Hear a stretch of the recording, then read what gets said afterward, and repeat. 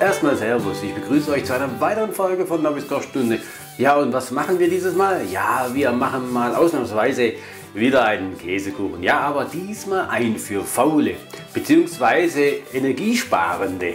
Und zwar ganz einfach, der Käsekuchen, der muss ganz schnell gehen, wenig Zeit kosten, ja, und einfach sein. Und diese Bedingungen, ich glaube, die habe ich erfüllt und deswegen zeige ich euch heute diesen Käsekuchen. Also, fangen wir an und legen los. Auf geht's!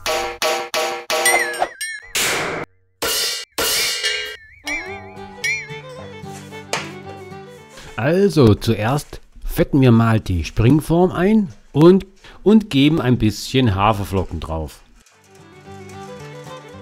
Wir schütteln die Springform dann durch, damit sich die Haferflocken auf dem Boden gleichmäßig verteilen.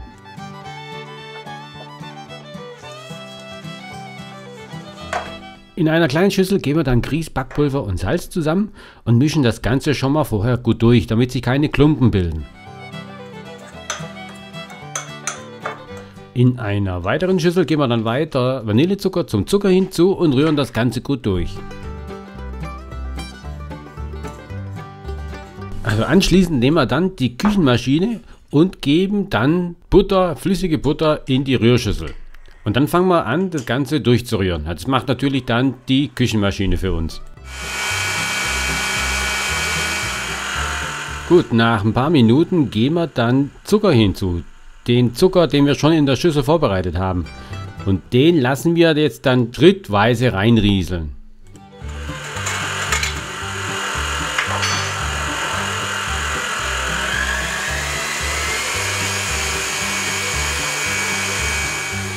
Wie ihr seht, wird es ab dem Zeitpunkt dann schon richtig cremig.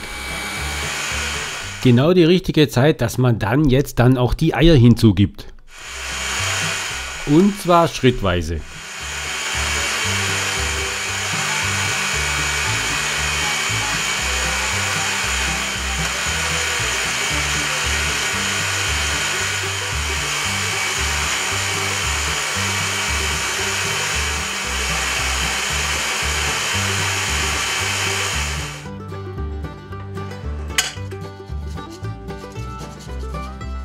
Jetzt kommen dann ab dem Zeitpunkt auch die restlichen Zutaten jetzt hinzu, zum Beispiel eine Zitrone. Dann nehmen wir den Schalenabrieb und den Saft von der ganzen Zitrone.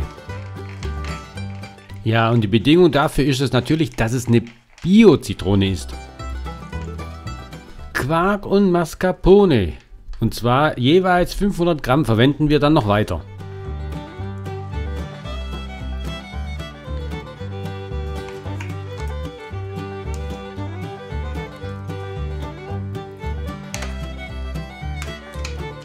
Die Grießmischung und Vanille-Puddingpulver kommen auch noch hinzu.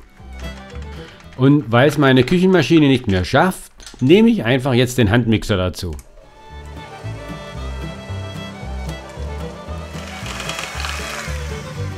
Dann nehmen wir wieder die Springform her und geben die Füllung jetzt einfach in die Springform hinein und streichen das Ganze schön glatt.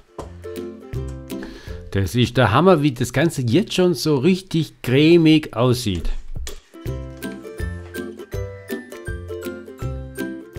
Aber mit den Zutaten sind wir noch nicht am Ende, weil jetzt kommt eine wichtige Zutat hinzu und das sind die Mandarinen. Die haben wir vorher abtropfen lassen. Und es empfiehlt sich natürlich, das Ganze vorher mal kurz durchzuklopfen wegen den Blasen, ihr wisst schon. Und weil wir ja heute faul sind, legen wir die Mandarinen einfach gleichmäßig auf die Füllung drauf.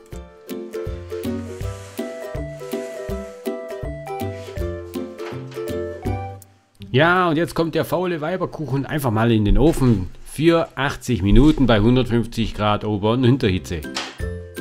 Und ich sag's jetzt schon, der geht richtig heftig auf, aber der sinkt nachher wieder auch richtig heftig zusammen.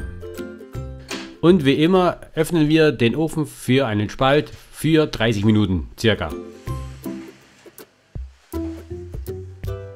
So, nachdem der Käsekuchen abgekühlt hat, befreien wir ihn aus der Springform.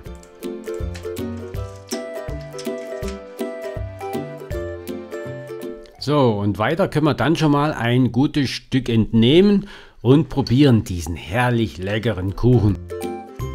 Und wenn er aus dem Kühlschrank kommt, kann man ihn noch besser schneiden. Aber wie ihr wisst, ich probiere jetzt gerade hier diesen Kuchen, diesen leckeren Kuchen. Und dann wisst ihr auch natürlich, dass wir jetzt wieder am Ende angekommen sind von dieser Folge von Nobis Kochstunde. Also, ich sage Tschüss, bis zum nächsten Mal und ich freue mich, wenn ihr wieder dabei seid. Also, bis dann. Bleibt gesund und bleibt am Ball.